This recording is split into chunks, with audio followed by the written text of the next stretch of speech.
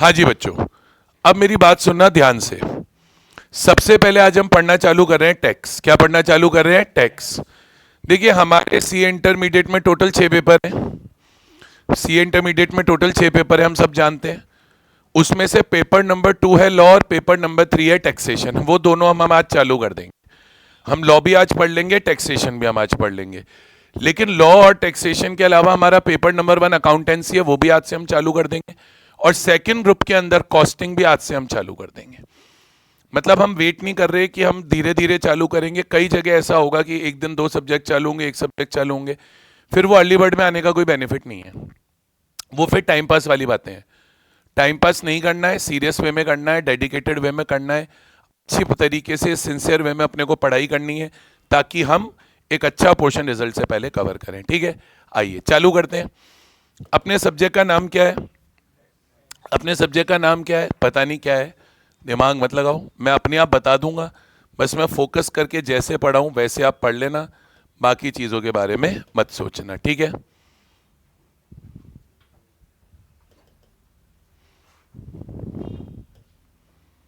ठीक है। अब इधर ध्यान देंगे बोर्ड पर, इधर ध्यान देंगे बोर्ड पर। जितनी चीज़ें मैं बोलूंगा सारी आपको लिखकर चलनी है। जो चीज़ें मैं आपको हाईलाइट करने बोलूंगा वो आपको हाईलाइट करके चलनी है। अब की बार सेम वे में जैसे अपन पहले इंटर में भी करते थे, जैसे हम फाउंडेशन में भी करते थे, सेम वे में मैं आपको बोल रहा हूं। नोट्स कॉपी में बनेंगे, एक हाइलाइटर चाहिए तो हाइलाइटर आपको परचेज करना है। फिर बोल रहा हूं नोट्स कॉपी में बनेंगे, एक हाइलाइटर चाहिए तो अपने को हाइलाइटर भी क्या करके रखना है? परचेज करके रखना है। ठीक है, और एक सिस्टमेटिक वे में, ऑर्गेनाइज वे में काम करना है। चालू कर रहे हैं पेपर नंबर 3। हमारा पेपर नंबर 3 क्या है? टैक्सेशन है। हमारा पेपर नंबर 3 क्या है बेटा? हमारा पेपर नंबर 3 है टैक्सेशन। पेपर नंबर 3 हमारा क्या है? टैक्सेशन। ठीक है, अब मेरी बात ध्यान से सुनना, मैं आपको क्या बता रहा हूं, मैं आपको क्या समझा रहा हूं, बोर्ड के ऊपर फोकस करते हुए चलना। ठीक है, इधर देखना आप, इधर देखना आप। ठीक है सर, पेपर नंबर 3 है। पेपर नंबर 3 हमारे फर्स्ट ग्रुप का है। पेपर नंबर 3 का नाम क्या है? टैक्सेशन। पेपर नंबर 3 के क्या नाम है?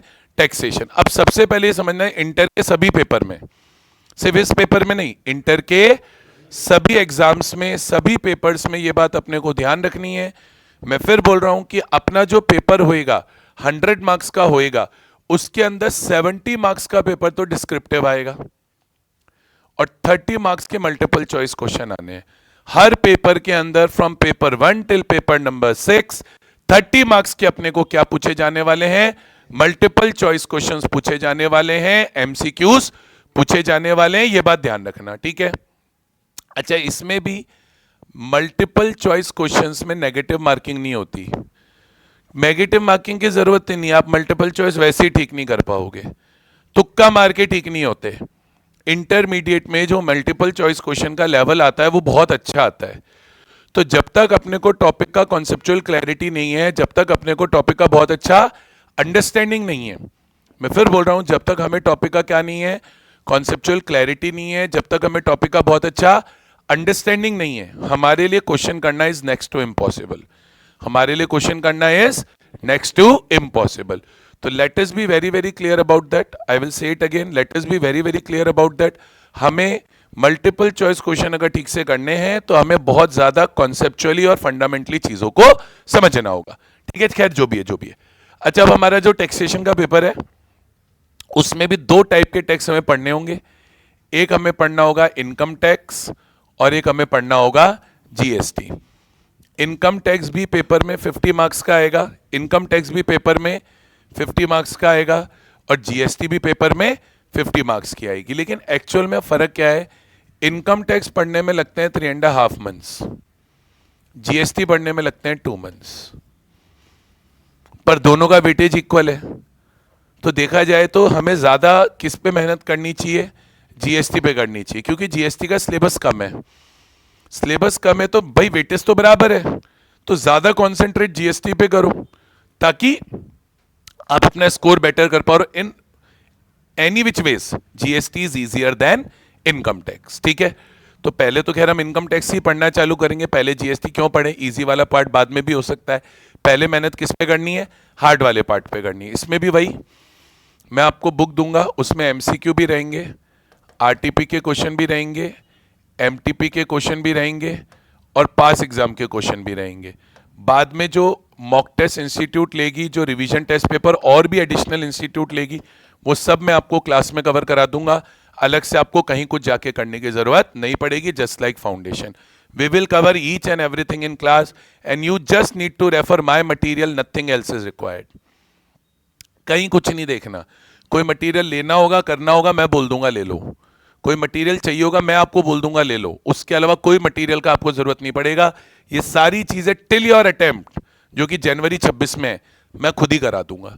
क्लियर है क्या? चलिए आगे बढ़ते हैं। अच्छा, अब सर पढ़ना चालू करेंगे, आज की क्लास को पढ़ना चालू करेंगे और मैं आपको टाइम भी दूंगा नोट्स को नोट डाउन करने का। मैं आपको टाइम भी दूंगा नोट्स को नोट डाउन करने का, और टाइम की ज़्यादा ज़रूरत नहीं है, मैं खुद डिक्टेट ही करता हूँ। ये सिर्फ मैंने बोर्ड पे इसलिए लिख रखा है ताकि आप डिक्टेशन में गलतियाँ ना करें, ठीक है? मैं खुद डिक्टेट ही करूँगा, उसकी आपको नहीं टेंशन लेनी। स्टार्ट करते हैं। सर टेक्स्ट का पहला चैप्टर है इंट्रोडक्शन। इससे 4 से 6 नंबर का एक सवाल पेपर में आएगा। कितने नंबर का? 4 से 6 नंबर का एक मिनिमम सवाल पेपर में आता है। ये मैं बात कर रहा हूँ डिस्क्रिप्टिव की। मल्टीपल चॉइस में कुछ भी आ सकता है, हो सकता है मल्टीपल चॉइस में ये आए ना, और हो सकता है आने को 4 नंबर का आ जाए। इंटर के मल्टीपल चॉइस की खास बात बता देता हूं, 2-2 नंबर के एमसीक्यू आते हैं। कितने नंबर के? तो अगर एमसीक्यू सही हुआ तो सीधे 2 नंबर मिलेंगे, और गलत हुआ तो सीधे 0, सीधे 2 नंबर जाते हैं। यहाँ पे एमसीक्यू ऐसे नहीं आता, 1-1 नंबर का एमसीक्यू आता है। नॉर्मली पेपर में क्या रहता है, 15 एमसीक्यू आते हैं, 2-2 नंबर के एमसीक्यू आते हैं, और टोटल 30 नंबर के एमसीक्यू आते हैं। इस बार और लास्ट पिछले 3 पेपर, जो कि मई अटेम्प्ट, सितंबर अटेम्प्ट और अभी जो जैन में अटेम्प्ट हुआ, तीनों में यही ट्रेंड रहा है। टेक्स्ट के पेपर में 15 एमसीक्यू आए हैं, 2 मार्क्स ईच के। आती है बात समझ में? Very good. अच्छा, अब अपन बात करेंगे सबसे पहले व्हाट इज टैक्स। किस पे बात करेंगे बेटा? What is tax. सबसे पहला जो आज की क्लास में हमारा डिस्कशन रहने वाला है वो व्हाट इज टैक्स रहने वाला है। देखो यार, टैक्स क्या है, मैं एक सिंपल सी चीज आपको बताता हूं। टैक्स एक मैंडेटरी पेमेंट है जो हमें सरकार को करना है। टैक्स क्या है? एक मैंडेटरी पेमेंट है जो हमें सरकार को करना है। अगर आप मेरे से पूछो कि सर टैक्स क्या है, तो मैं बोलूंगा tax is the mandatory payment made to the government. लेकिन वो नहीं, मेन क्या समझना है सर, टैक्स बेसिकली एक फाइनेंशियल बर्डन है। टैक्स बेटा बेसिकली क्या है? एक फाइनेंशियल बर्डन है जो गवर्नमेंट ने हमारे ऊपर इंपोज किया हुआ है। टैक्स क्या है बेटा? फाइनेंशियल बर्डन है। टैक्स एक ऐसा फाइनेंशियल बर्डन है जो गवर्नमेंट ने हमारे ऊपर क्या किया हुआ है? बर्डन क्यों है आप समझो। सर आज आप मेरे से ट्यूशन पढ़ोगे तो आप मुझे फीस दोगे। मुझे बताओ, क्या आप जो मुझे फीस दोगे वो आपके लिए बर्डन है क्या? आप जो मुझे फीस देंगे क्या वो आपके लिए बर्डन है क्या? आंसर इज नो, नहीं है। क्यों नहीं है? क्योंकि आप फीस दे रहे हो तो उसके बदले आपको कोचिंग सर्विसेज मिल रही है ना। आप मेरे को फ्री फोकट की फीस थोड़ी ना दे रहे हो। आप फीस इसलिए दे रहे हो क्योंकि आपको कोचिंग चाहिए, तो बदले में कुछ मिल रहा है। जब बदले में कुछ मिलता है तो वो चीज बर्डन नहीं होती। पर टैक्स बर्डन क्यों है? क्योंकि जब आप सरकार को टैक्स देते हैं तो आपको डायरेक्टली उसका कोई बेनिफिट नहीं मिलता। आप सोचो, सरकार को जाके 2 लाख रुपए का टैक्स दोगे तो बदले में सरकार ये थोड़ी बोल रही है, अच्छा ले बेटा आजा BMW ले ले, ले आजा बेटा मर्सिडीज ले ले, ले आजा बेटा तू तो हमारा मेहमान है, ले आते तेरे को बैठ के पिज्जा बर्गर खिलाए। नहीं होता ना ऐसा। इनफैक्ट हालत ये इंडिया में तो हम जो टैक्स देते हैं उसका तो हमें जल्दी से इनडायरेक्ट बेनिफिट तक नहीं मिल पा रहा। आज सोचो, गवर्नमेंट टैक्स के पैसे से क्या करती है? स्कूल बनाती है, हॉस्पिटल बनाती है। अब हम में से कितने लोग हैं जो गवर्नमेंट स्कूल में पढ़ने गए? कोई नहीं गया। कितने लोग ऐसे हैं जो गवर्नमेंट हॉस्पिटल में इलाज कराने जाते हैं? कोई नहीं जाता। गवर्नमेंट ने टैक्स के पैसे से क्या किया? लोगों को फ्री कोविड का वैक्सीनेशन लगाया। आधे लोग हम में से ऐसे बैठे हैं जिन्होंने पैसे देके वैक्सीनेशन लगवाई है। बोले फ्री वाली कौन लगाएगा, पता नहीं क्या लगा देंगे। गलत बोल रहा हूं क्या? बताओ। गवर्नमेंट पे भरोसा नहीं है हमें तो अपने देश में। तो इसीलिए देखो, एक्चुअली क्या है, टैक्स को एक बर्डन माना गया है क्योंकि टैक्स का हमें कभी भी कोई भी डायरेक्टली बेनिफिट नहीं मिल रहा। हाँ, इनडायरेक्ट बेनिफिट है। रोड, ब्रिजेस, इंफ्रास्ट्रक्चर, कंट्री का लॉ एंड ऑर्डर, कंट्री का डिफेंस, स्कूल्स, हॉस्पिटल्स, ये सब टैक्स के क्या है? इनडायरेक्ट बेनिफिट है। पर हम सोचे कि डायरेक्टली हमें कोई टैक्स का बेनिफिट मिल रहा है, वो नहीं मिल रहा। तो आज आपसे कोई पूछे टैक्स क्या है, आपसे कोई पूछे टैक्स क्या है, तो आप क्या बोलेंगे? Tax is the mandatory payment made to the government without any direct benefit. क्योंकि टैक्स का डायरेक्ट बेनिफिट नहीं है, It is the financial burden imposed by the government. ठीक है, अब एक पेपर में 1 नंबर 2 नंबर का सवाल आ सकता है, जो कि आता है कई बार, थ्योरी आते हैं दो तीन छोटे छोटे क्वेश्चन। टैक्स का यूज क्या है, टैक्स की यूटिलिटी क्या है, गवर्नमेंट टैक्स क्यों लगा रही है। तो देखो, टैक्स के कुछ बेसिक यूजेस है। ऐसे तो गवर्नमेंट टैक्स का बहुत सारा यूज करती है। आपको सबसे पहले तो याद रखना है, टैक्स गवर्नमेंट के लिए मेन सोर्स ऑफ रेवेन्यू। सबसे पहले तो क्या याद रखना है, टैक्स गवर्नमेंट के लिए क्या है, मेन सोर्स ऑफ रेवेन्यू। देखो, हम सब पढ़े लिखे हैं, गवर्नमेंट को रेवेन्यू कहां से आता है, गवर्नमेंट को रेवेन्यू आता है फीस से, गवर्नमेंट को रेवेन्यू आता है पेनल्टीज से, गवर्नमेंट को रेवेन्यू आता है अपनी पब्लिक सेक्टर अंडरटेकिंग्स के पीएसयू के प्रॉफिट से, गवर्नमेंट को रेवेन्यू आता है टैक्स से। तो गवर्नमेंट को बहुत सारी जगहों से रेवेन्यू आता है, लेकिन मेन सोर्स क्या है इसमें, टैक्स। ये तो सब छोटी छोटी कमाइयां हैं बेटा, ये कोई मेजर कमाइयां थोड़ी है। गवर्नमेंट का मेन सोर्स ऑफ रेवेन्यू क्या है, गवर्नमेंट का मेन सोर्स ऑफ रेवेन्यू है टैक्स। और गवर्नमेंट टैक्स के पैसे को यूटिलाइज करती है, किस चीज के लिए यूटिलाइज करती है, हमारी कंट्री का डिफेंस करने के लिए, डेवलपमेंट ऑफ इंफ्रास्ट्रक्चर करने के लिए। इंफ्रास्ट्रक्चर बनाना माने रोड बनाना, ब्रिज बनाना, डैम बनाना।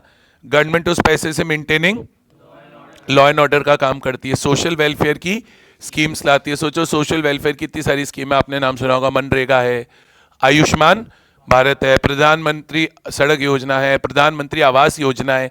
इन सब का पैसा कहां से आता है, टैक्स से ही तो आता है। तो पेपर में 1-2 नंबर का क्वेश्चन बनेगा, बताओ टैक्स की यूटिलिटी क्या है, टैक्स के यूजेस क्या है, गवर्नमेंट टैक्स क्यों लगाती है। तो आप बोलेंगे tax is the main source of revenue for the government and amount collected by tax is utilized by the government for following purposes. क्या करती है गवर्नमेंट टैक्स के पैसे से, बोलो, defence of country, development of infrastructure, maintaining law and order, social welfare schemes etcetera. तो अपने को क्या क्लियर हो गया, टैक्स एक मैंडेटरी पेमेंट है जो हमें सरकार को करना है, मैंडेटरी, ऑप्शनल थोड़ी है। जिस दिन टैक्स ऑप्शनल हुआ, मैं तो अगले दिन से देना ही बंद कर दूंगा। लोग मैंडेटरी होके नहीं दे रहे भाई, लोग मैंडेटरी होके नहीं दे रहे, ऑप्शनल की तो बात छोड़ो। लोग तो क्या हो गए, टैक्स मैंडेटरी होके नहीं चुका रहे। जब लोग अगर मैंडेटरी होके नहीं चुका रहे, तो ऑप्शनल होके तो चुकाने की बहुत दूर की बात है। तो एक मैंडेटरी पेमेंट है जो हम सरकार को करते हैं, जिसका हमें कोई डायरेक्ट बेनिफिट नहीं मिलता, ये एक फाइनेंशियल बर्डन है। बोलिए आया, हेडिंग बनाएंगे कॉपी में, chapter number 1, chapter number 1 introduction to tax. और मैं आप लोग को क्लियर बोल रहा हूं, आपको ऑनलाइन आना है ऑनलाइन आइए, ऑफलाइन आना है ऑफलाइन आइए, बट रेगुलर आइए, छुट्टियां मत मारिए। मैं फिर बोल रहा हूं, आपको ऑनलाइन आना है ऑनलाइन आइए, ऑफलाइन आना है ऑफलाइन आइए, बस क्या आइए, रेगुलर आइए, और ज़बरदस्ती की क्या मत मारिए, छुट्टियां मत मारिए। प्रॉपर आएंगे, रेगुलर आएंगे, बिना छुट्टी करे आएंगे, तो अपन एक अच्छे पोर्शन का सिलेबस कवर कर पाएंगे, वरना नहीं कवर कर पाएंगे। ऑनलाइन आइए, ऑफलाइन आइए, रेगुलर आइए। एक रिक्वेस्ट है, कल ऑफलाइन आ जाना, कल ऑफलाइन आ जाना। आज जो ऑनलाइन है उनको भी रिक्वेस्ट कर रहा हूँ, सिर्फ इसलिए बोल रहा हूँ, मैं कल नोट्स दूंगा जो मुझे आगे की 3-4 क्लास में काम आने हैं। बुक्स तो मैं दूंगा जब आप लोग की फीस वगैरह आ जाएगी, बट मेरे को क्या है, लॉ में जो पहला चैप्टर पढ़ाना है उसके नोट्स देने हैं। तो कल एक कोशिश करके आप ऑफलाइन आइए, ताकि मैं आपको नोट्स दे दूँ। नोट्स नहीं लोगे तो बाद में पढ़ने में दिक्कत आएगी, ठीक है। बाकी टैक्स में तो 4-5 दिन अभी कॉपी का ही काम है, नोट्स की जरूरत है नहीं। और टैक्स में तो मैं फिर सीधे बुक ही दूंगा, नोट्स दूंगा भी नहीं, ठीक है। चलिए लिखना चालू करेंगे, हेडिंग बनाएंगे chapter number 1 introduction to tax. इसमें हेडिंग बनाएंगे टॉपिक 1 मीनिंग ऑफ टैक्स।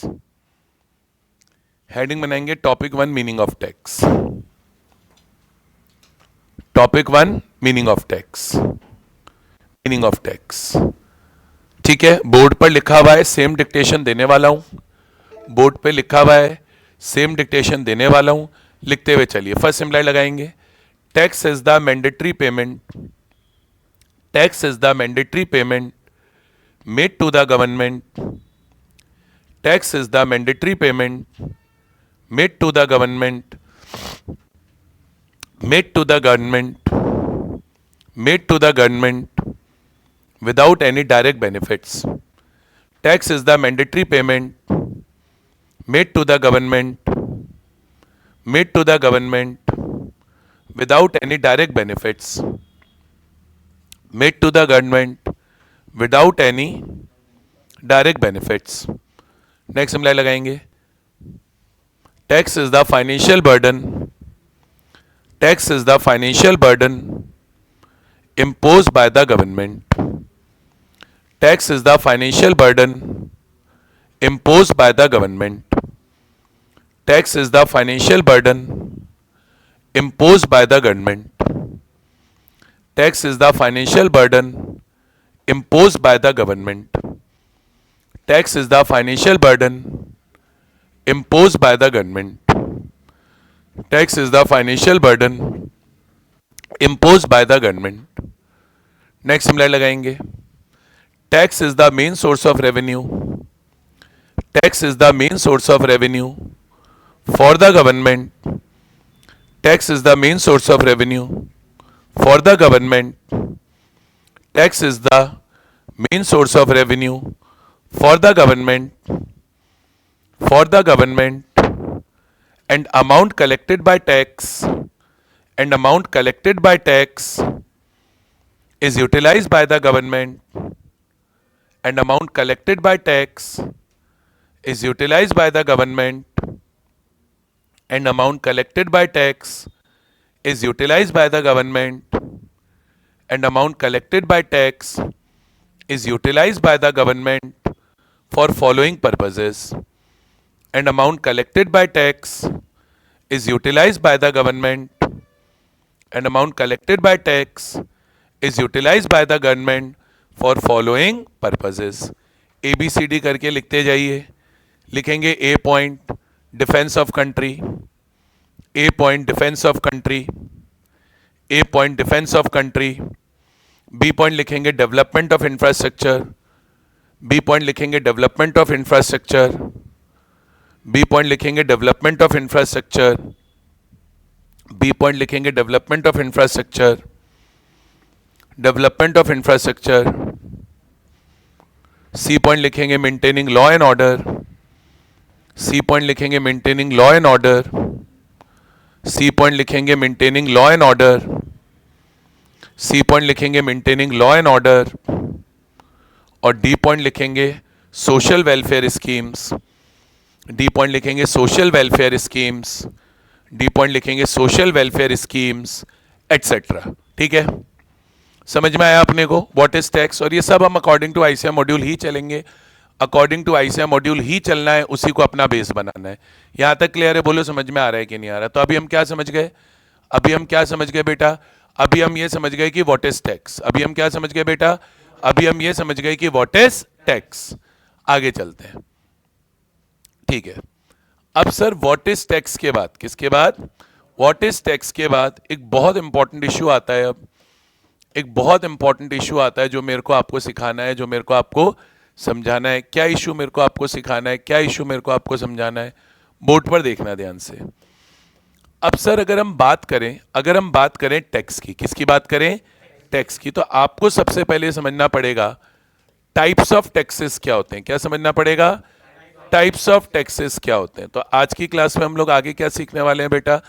आज की क्लास में बेटा हम लोग सीखने वाले हैं टाइप्स ऑफ टैक्सेस। आती है बात समझ में? अब आपको ये समझना है, हमारी कंट्री में, आपको ये समझना है हमारी कंट्री में, और हमारी कंट्री में क्या, किसी भी कंट्री में दो तरह के टैक्स होते हैं। चलो मैं तो इंडिया की बात करूं, मैं तो इंडिया में रहता हूं, पर आप किसी भी कंट्री की बात करो, कितने तरह के टैक्सेस होते हैं बेटा? दो तरह के टैक्सेस होते हैं। कौन से दो तरह के टैक्स होते हैं बेटा? कौन से दो तरह के टैक्स होते हैं? एक होते हैं बेटा डायरेक्ट टैक्सेस, एक होते हैं बेटा डायरेक्ट टैक्सेस, और एक होते हैं बेटा इनडायरेक्ट टैक्सेस। तो आप किसी भी कंट्री की बात कर लो, चाहे इंडिया की बात कर लो, चाहे किसी और कंट्री की बात कर लो, टैक्स कितने टाइप के होते हैं? दो, एक डायरेक्ट टैक्स और एक इनडायरेक्ट टैक्स। ठीक है। अच्छा, अब डायरेक्ट टैक्स क्या होता है वो छोड़ दो, एक बार इनडायरेक्ट टैक्स की बात करते हैं। जैसे बेटा क्या हुआ, राम करके एक बंदा है, ये कार डीलर है। क्या है? कार डीलर है, गाड़ी बेचना इसका बिजनेस है। अब राम ने एक गाड़ी बेची, कोई सी भी XYZ गाड़ी बेची और 10 लाख रुपए की बेची। अब हमारी कंट्री में गाड़ी बेचने पर या कोई भी सामान बेचने पर एक टैक्स लगता है जिसे हम बोलते हैं GST। तो मान लीजिए गाड़ी के ऊपर जीएसटी लगा 2 लाख रुपए का। तो अब होता क्या है, जो सेलर होता है, होता क्या है बेटा, जो सेलर होता है, जैसे यहाँ पे सेलर कौन है, राम। सेलर क्या करता है, जीएसटी के अमाउंट को प्राइस में ऐड कर देता है। सेलर क्या करता है, जीएसटी के अमाउंट को गुड्स की प्राइस में ऐड कर देता है। तो ये 2 लाख रुपए प्राइस में ऐड होके गाड़ी कितने की हो गई, 12 लाख की। अब राम जब ये गाड़ी मान लो बेच रहा है, और राम ये गाड़ी मान लो श्याम को बेच रहा है जो कि बायर है, तो राम बायर को ये नहीं बोलेगा कि गाड़ी 10 लाख की है। राम बायर को, यानी राम श्याम को ये नहीं बोलेगा कि गाड़ी 10 लाख की है। राम श्याम को बोलेगा कि गाड़ी तो 12 लाख की है। श्याम कहेगा ठीक है। तो अभी जो श्याम है वो 12 लाख रुपए किसको पे कर देगा, ये जो श्याम है वो 12 लाख रुपए किसको पे कर देगा, उसने 12 लाख रुपए पे कर दिए राम को। श्याम ने 12 लाख रुपए किसको पे कर दिए, राम को। अब श्याम ने जब 12 लाख रुपए राम को दिए, तो राम क्या करेगा, इस 12 लाख रुपए में से 2 लाख रुपए का जो जीएसटी का अमाउंट है वो डिपॉजिट कर देगा। वो डिपॉजिट कर देगा किसको, वो डिपॉजिट कर देगा सरकार को, वो डिपॉजिट कर देगा गवर्नमेंट को। अब लॉजिक से सोचना है, अब लॉजिक से सोचना है। लॉजिक से बेटा ऐसे सोचना है कि राम ने जीएसटी का amount out of own pocket नहीं दिया। राम ने जीएसटी का amount out of own pocket नहीं दिया। राम ने क्या किया, राम ने क्या किया बताओ, Ram collected GST from Shyam, यानी सेलर ने जीएसटी का अमाउंट बायर से कलेक्ट कर लिया। तो क्योंकि सेलर ने जीएसटी का अमाउंट बायर से कलेक्ट किया है, तो आप बोलेंगे कि सेलर ने जीएसटी का बर्डन शिफ्ट कर दिया है बायर पे। क्या बोलेंगे, सेलर ने जीएसटी का बर्डन शिफ्ट कर दिया है बायर। सर सेलर के ऊपर बर्डन कब आता जीएसटी का, जब सेलर जीएसटी खुद देता। सेलर के ऊपर जीएसटी का बर्डन कब आता, सर सेलर के ऊपर जीएसटी का बर्डन तब आता जब सेलर जीएसटी खुद देता। सेलर ने खुद तो जीएसटी दिया ही नहीं, सेलर ने खुद तो जीएसटी दिया ही नहीं। सेलर ने तो जीएसटी का बर्डन किस पे शिफ्ट किया, बायर पे। कैसे शिफ्ट किया बायर पे, सेलर ने जीएसटी को गुड्स की प्राइस में ऐड कर दिया और जीएसटी जाके बायर से कलेक्ट कर लिया। तो लॉ बोला जो टैक्स प्राइसेस में ऐड हो जाता है और बायर से कलेक्ट हो जाता है, यानी जो टैक्स का बर्डन बायर पे शिफ्ट हो जाता है। कैसे शिफ्ट करते हैं बायर पे टैक्स का बर्डन, बायर पे टैक्स का बर्डन शिफ्ट करने के लिए टैक्स को गुड्स की प्राइस में ऐड कर देते हैं। तो गुड्स की प्राइस में टैक्स को ऐड करके, गुड्स की प्राइस में टैक्स को ऐड करके, अगर टैक्स का अमाउंट बायर से कलेक्ट कर लिया जाए, अगर टैक्स का अमाउंट बायर से कलेक्ट कर लिया जाए, तो अगर टैक्स का अमाउंट प्राइस में ऐड करके, अगर टैक्स का अमाउंट प्राइस में ऐड करके बायर से कलेक्ट कर लिया गया है, बायर से कलेक्ट कर लिया गया है, तो आप कहेंगे बर्डन शिफ्ट हो गया है। और जब बर्डन शिफ्ट हो गया है तो वो एक इनडायरेक्ट टैक्स है। बोलो आया। अच्छा, अब सर इनडायरेक्ट टैक्स को एक तो सिंपल तरीका तो डिफाइन करने का यही है कि जिन टैक्सेस का बर्डन सेलर बायर के ऊपर शिफ्ट कर रहा है वो एक इनडायरेक्ट टैक्स है। और शिफ्ट करने का तरीका क्या होता है, by adding the tax to the price. How do you shift the burden, burden is shifted, burden is shifted by adding the tax, by adding the tax to prices of goods or services। आती है बात समझ में। तो एक तरीका तो indirect tax को डिफाइन करने का यह है कि जिन टैक्सेस का बर्डन शिफ्ट हो रहा है, जिन टैक्सेस का बर्डन शिफ्ट हो रहा है वो इनडायरेक्ट टैक्स है। लेकिन अब एक हम इंटर लेवल के बच्चे हैं, हम एक इंटर लेवल के बच्चे हैं, तो इसको डिफाइन करने का एक बेटर तरीका हमको समझना पड़ेगा। इसको डिफाइन करने का एक बेटर मच बेटर तरीका हमको समझना पड़ेगा। वो ये होता है, लॉ ये बोलता है इनडायरेक्ट टैक्सेस वो टैक्सेस हैं, लॉ क्या बोलता है, इनडायरेक्ट टैक्सेस वो टैक्सेस हैं जिसकी लाइबिलिटी एंड बर्डन अलग अलग लोगों पे आए। इनडायरेक्ट टैक्सेस की लाइबिलिटी और बर्डन बेटा अलग अलग लोगों पर आती है। किसकी बेटा?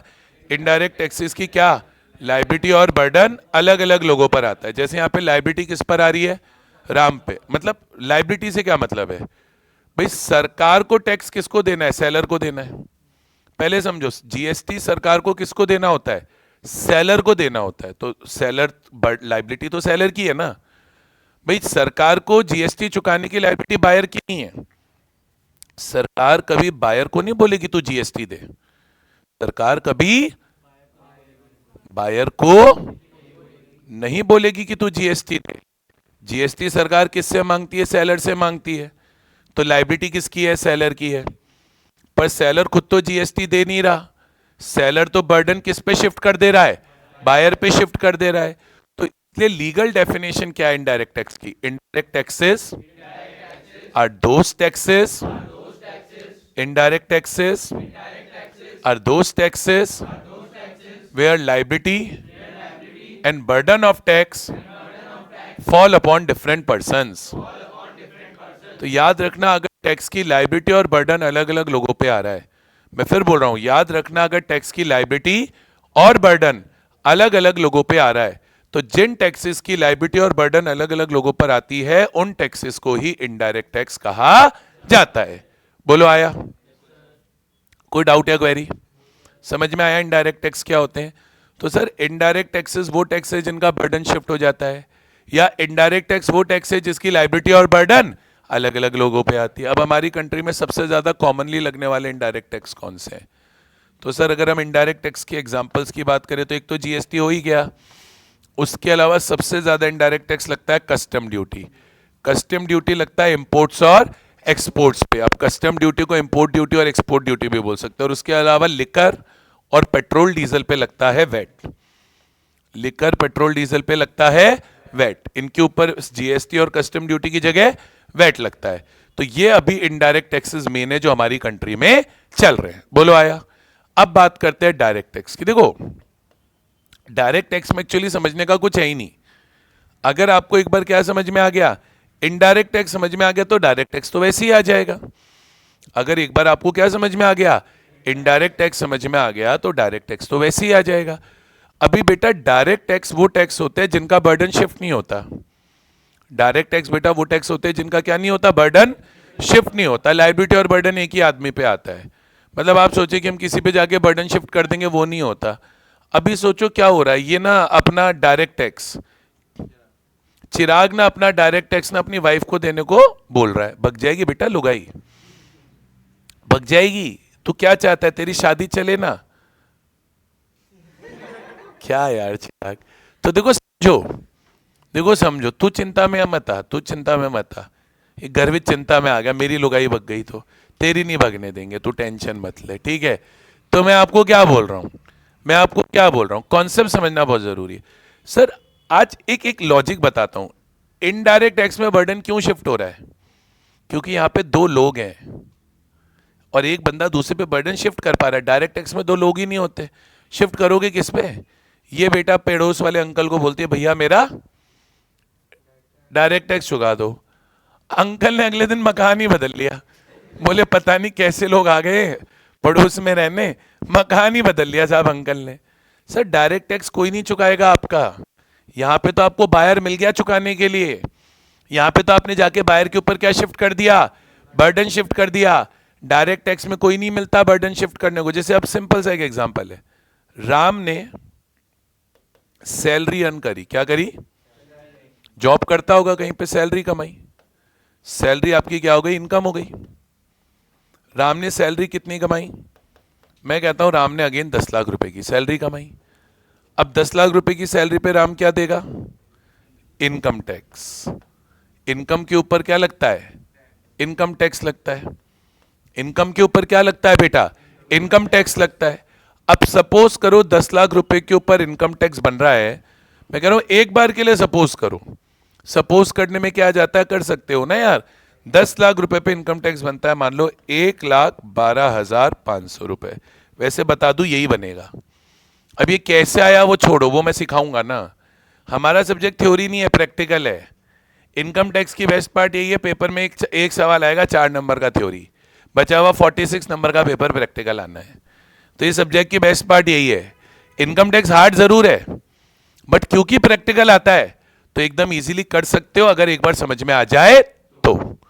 अब जीएसटी है इजी, पर वो थ्योरी है, थ्योरी अपने को लर्न करनी पड़ेगी।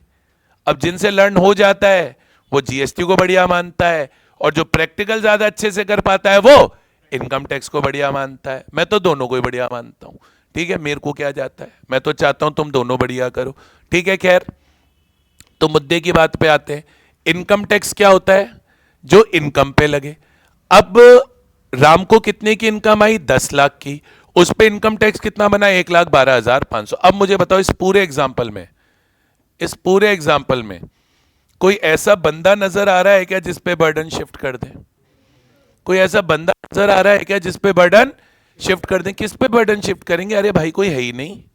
राम अपनी बीवी को बोलेगा तो वनवास पे चली जाएगी, ठीक है। पड़ोसियों को बोलेगा, पड़ोसी घर बदल लेंगे। कौन चुकाएगा भैया आपका इनकम टैक्स? कोई नहीं, आप ही को चुकाना है। तो अभी क्या होता है, इनकम टैक्स चुकाने की लायबिलिटी तो वैसे भी राम की है, लायबिलिटी तो वैसे भी राम की है, पर बर्डन भी राम के ऊपर ही आएगा, क्योंकि बर्डन आप किसी और पे शिफ्ट नहीं कर सकते। कोई है ही नहीं बेटा शिफ्ट करने के लिए। बच्चे बोलते क्यों नहीं कर सकते? अरे किस पे करेंगे? कोई नजर आ रहा है क्या आपको दूसरा आदमी जिस पे बर्डन शिफ्ट होएगा? भाई जीएसटी क्या होता है? गुड्स पे लगता है, सर्विस पे लगता है, तो हम बर्डन बायर पे शिफ्ट कर पाते हैं क्योंकि वहां बायर है। यहां कोई है ही नहीं, किस पे शिफ्ट करेंगे? यहां पे कोई है ही नहीं, किस पे शिफ्ट करेंगे? गाड़ी चला रहा था, अकेला बैठा हूं, एक्सीडेंट हो गया, किसको ब्लेम करूंगा? खुद ही को करना पड़ेगा। अभी गाड़ी में 2 लोग बैठे हैं, एक्सीडेंट हो गया, तो ये इसका नाम लगा सकता है ना कि ये मेरा ध्यान भटका दिया इसलिए गाड़ी भिड़ गई। अरे तू अकेला बैठा है, सड़क खाली सुन सपाटा, कोई नहीं, गाड़ी जाके खंबे में भिड़ गई, बोला खंबे की गलती है। नहीं बोल सकते ना साहब, नहीं बोल सकते ना साहब। सेम कॉन्सेप्ट है, यहां कोई दूसरा बंदा है ही नहीं बेटा जिस पे आप बर्डन क्या कर पाओगे? शिफ्ट। तो इजी वे में याद रखना है तो डायरेक्ट टैक्सेस वो टैक्सेस होते हैं जिनका बर्डन शिफ्ट नहीं होता।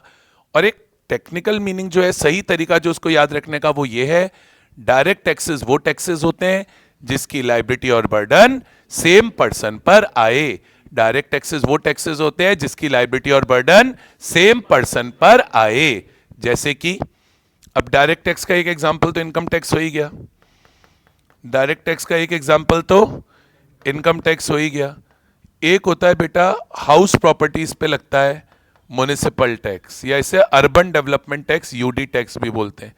आपके पास कोई भी असेट है, प्रॉपर्टी है, जैसे लैंड या बिल्डिंग, उनके ऊपर ये लगता है। ये अर्बन डेवलपमेंट टैक्स या म्युनिसिपल टैक्स के नाम से लगता है। सरकार बोली कि भैया तेरे पास बिल्डिंग है, चल म्युनिसिपल टैक्स दे। आप सबके घर वाले म्युनिसिपल टैक्स देते होंगे जिनके पास खुद की जमीन है या खुद की बिल्डिंग है। तो इनकम टैक्स हो गया, म्युनिसिपल टैक्स हो गया। एक इस बार ये हटने की संभावना है, सिक्योरिटीज ट्रांजैक्शन टैक्स लगता है। जब आप शेयर मार्केट में शेयर्स को खरीदते या बेचते हो, जब आप कहां पर बेटा? शेयर मार्केट में शेयर्स को खरीदते या बेचते हो, तो शेयर मार्केट में शेयर्स को खरीदने या बेचने पर, किसमें बेटा?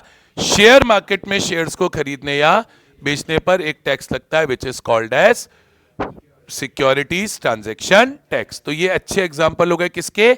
डायरेक्ट टैक्सेस के। बोलो आया? अब हमारे सिलेबस में डायरेक्ट टैक्स में एक डायरेक्ट टैक्स है इनकम टैक्स, और इस तरीके से इनडायरेक्ट टैक्स में एक इनडायरेक्ट टैक्स है जीएसटी। ये हमारा सिलेबस है। खैर सिलेबस की बात करेंगे, पर डायरेक्ट और इनडायरेक्ट टैक्स का मीनिंग समझ में आया? पहले ये लिखो, फिर इससे जुड़ी एक बहुत अच्छी आपको प्रैक्टिकल बात बताऊंगा, ठीक है।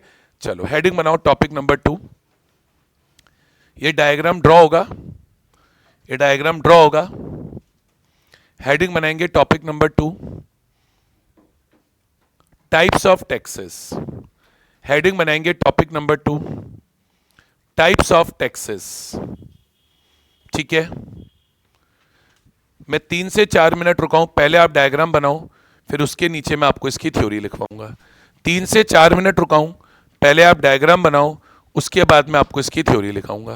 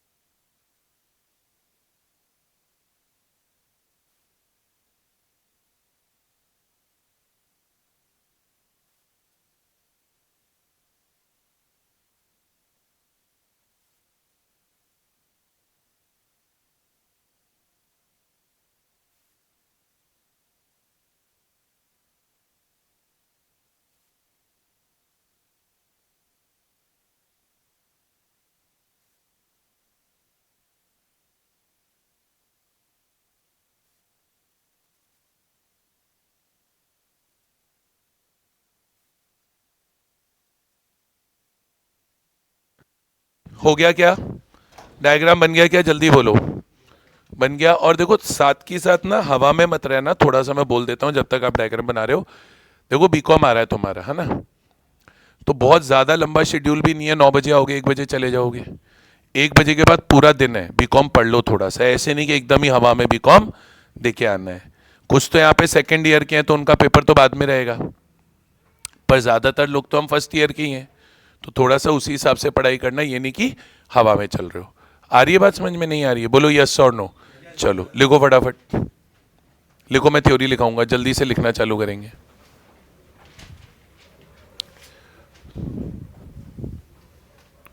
चलो लिखना चालू करेंगे फटाफट से। हेडिंग बनाएंगे फर्स्ट पॉइंट, हेडिंग बनाएंगे first point direct taxes, heading बनाएंगे फर्स्ट पॉइंट, हेडिंग बनाएंगे बेटा first point direct taxes. Direct taxes में थ्योरी में लिखेंगे, डायरेक्ट टैक्सेस में थ्योरी में लिखेंगे, डायरेक्ट टैक्सेस को अंडरलाइन करेंगे, फर्स्ट इंप्लाई लगाएंगे। When liability and burden of tax, when liability and burden of tax, when liability and burden of tax, when liability and burden of tax fall upon same person, when liability and burden of tax fall upon same person, when liability and burden of tax fall upon same person, comma, it is called direct tax. When liability and burden of tax fall upon same person, when liability and burden of tax fall upon same person, when liability and burden of tax fall upon same person, comma, it is called, comma, it is called direct tax, comma, it is called direct tax, comma, it is called direct tax. Next symbol लगाएंगे। In case of direct taxes, in case of direct taxes, in case of direct taxes, in case of direct taxes, comma, burden of tax, in case of direct taxes, comma, burden of tax cannot be shifted upon, burden of tax cannot be shifted upon, burden of tax cannot be shifted upon, burden of tax cannot be shifted upon any other person, burden of tax cannot be shifted upon any other person, burden of tax cannot be shifted upon any other person, burden of tax cannot be shifted upon any other person. एक line छोड़ के बनाएंगे second point indirect taxes, एक line छोड़ के बनाएंगे second point indirect taxes, एक line छोड़ के बनाएंगे second point indirect taxes. Indirect taxes को अंडरलाइन करेंगे और फर्स्ट सिम्बल लगाएंगे। When liability and burden of tax, when liability and burden of tax, when liability and burden of tax, when liability and burden of tax, when liability and burden of tax fall upon different persons, when liability and burden of tax fall upon different persons, when liability and burden of tax fall upon different persons, comma, it is called indirect tax.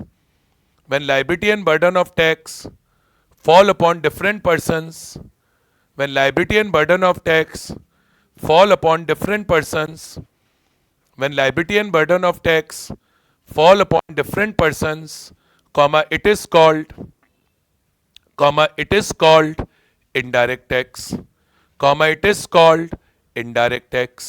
Next symbol लगाएंगे। In simple terms, in simple terms, in simple terms, comma, indirect taxes are those taxes, indirect taxes are those taxes, indirect taxes are those taxes, indirect taxes are those taxes, indirect taxes are those taxes where burden can be shifted upon, where burden can be shifted upon, where burden can be shifted upon any other person, where burden can be shifted upon any other person, where burden can be shifted upon any other person, where burden can be shifted upon any other person. बोलो आ गया? तो भैया अपन क्या समझ गए? Tax समझ गए हम लोग, टाइप्स ऑफ टैक्स समझ गए, डायरेक्ट टैक्स और इनडायरेक्ट टैक्स। अब एक बढ़िया बात बताता हूं, आनी चाहिए, मतलब हम सीए प्रोफेशन से जुड़े हैं, ये बात किताब में नहीं लिखी, मुझे नहीं मतलब, मैं बताऊंगा। अब तुम याद करो, हमारी कंट्री में जो फाइनेंस को देखने वाली मिनिस्ट्री है वो है मिनिस्ट्री ऑफ फाइनेंस। गलत बोल रहा हूं क्या? फाइनेंस को देखने वाली कौन सी मिनिस्ट्री है? फाइनेंस को देखने वाली मिनिस्ट्री है मिनिस्ट्री ऑफ फाइनेंस। फाइनेंस को देखने वाली मिनिस्ट्री कौन सी है? फाइनेंस को देखने वाली मिनिस्ट्री है मिनिस्ट्री ऑफ फाइनेंस। कोई प्रॉब्लम? हमारे देश में फाइनेंस को कौन सी मिनिस्ट्री देखती है? हमारे देश में फाइनेंस को देखती है मिनिस्ट्री ऑफ फाइनेंस। अब मिनिस्ट्री ऑफ फाइनेंस में होता है डिपार्टमेंट ऑफ रेवेन्यू। कौन होता है? पढ़ा है हमने फाउंडेशन में, बेसिक्स में, अगर याद हो आपको, तो मिनिस्ट्री ऑफ फाइनेंस होता है, मिनिस्ट्री ऑफ फाइनेंस में डिपार्टमेंट ऑफ रेवेन्यू होता है। डिपार्टमेंट ऑफ रेवेन्यू होता है टैक्स का डिपार्टमेंट, और डिपार्टमेंट ऑफ रेवेन्यू में दो पार्ट हैं। अब डिपार्टमेंट ऑफ रेवेन्यू में दो पार्ट हैं। अब देखना इधर, एक बहुत अच्छी बात बता रहा हूं, एक बहुत अच्छी बात बता रहा हूं, देखना इधर। इसी टॉपिक का पार्ट बना के अपन बाद में इसको नोट डाउन कर लेंगे, पहले देख लो, पहले देख लो। तो मैंने क्या बोला, हमारी कंट्री में क्या होती है? मैंने बोला हमारी कंट्री में मिनिस्ट्री ऑफ फाइनेंस होती है। मैंने बोला हमारी कंट्री में क्या होती है? मिनिस्ट्री ऑफ फाइनेंस होती है। मिनिस्ट्री ऑफ फाइनेंस का ही पार्ट है, मिनिस्ट्री ऑफ फाइनेंस का ही पार्ट है। कौन है मिनिस्ट्री ऑफ फाइनेंस का पार्ट? मिनिस्ट्री ऑफ फाइनेंस का ही पार्ट है department of revenue. Ministry of finance का ही पार्ट है डिपार्टमेंट ऑफ रेवेन्यू। इस डिपार्टमेंट ऑफ रेवेन्यू के अब दो पार्ट हैं। एक है सेंट्रल बोर्ड, एक है central board of direct taxes. एक तो क्या है? Central board of direct taxes, more popularly known as CBDT. एक तो क्या है?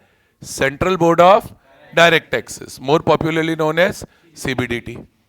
और एक है सेंट्रल बोर्ड ऑफ, एक है सेंट्रल बोर्ड ऑफ, एक है central board of indirect taxes, central board of indirect taxes and customs, उसको बोला जाता है सीबीआईसी। ठीक है, ये दो मेन बोर्ड है हमारी कंट्री में। तो हमारी कंट्री में जितने भी डायरेक्ट टैक्स हैं उनका मैनेजमेंट, एडमिनिस्ट्रेशन, कलेक्शन सीबीडीटी देखता है, और जितने भी हमारी कंट्री में इनडायरेक्ट टैक्सेस हैं उन्हें मैनेज कैसे करना है, उनको कलेक्ट करने की जिम्मेदारी वो किसकी है? Central board of indirect taxes and customs की है।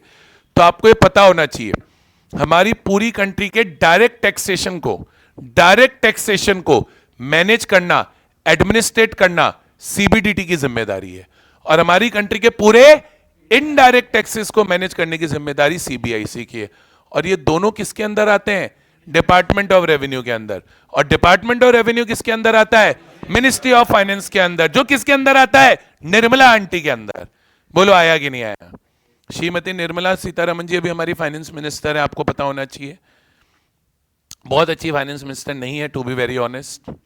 उनसे बहुत अच्छे फाइनेंस मिनिस्टर्स हमारी कंट्री में होके गए हैं। प्रॉब्लम यह है कि आपने एक नॉन कॉमर्स बैकग्राउंड के बंदे को कॉमर्स की चीजें पकड़ा दी हैं, और कोई प्रॉब्लम नहीं। She is very shrewd, she is very smart, and I am sure she is very intelligent, no doubt about that.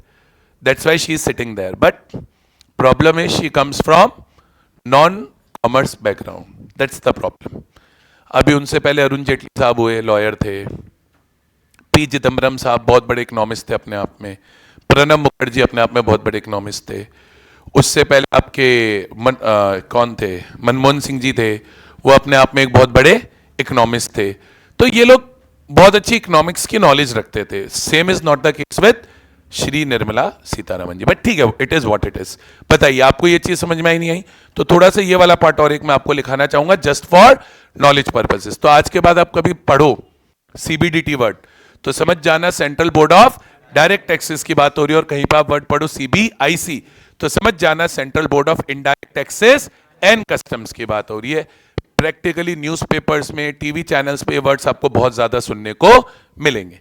ठीक है, तो लिखेंगे एक लाइन छोड़ के, इसी टॉपिक में लिखते हैं department of revenue of ministry of finance, department of revenue of ministry of finance, department of revenue of ministry of finance, department of revenue of ministry of finance, department of revenue of ministry of finance,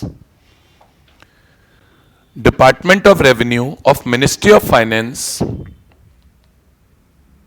department of revenue of ministry of finance consists of department of revenue of ministry of finance consists of department of revenue of ministry of finance consists of लिखना dash लगा के A point, dash लगा के लिखना A point, central board of direct taxes, bracket में लिखना CBDT, central board of direct taxes, bracket में लिखना CBDT, CBDT which is responsible for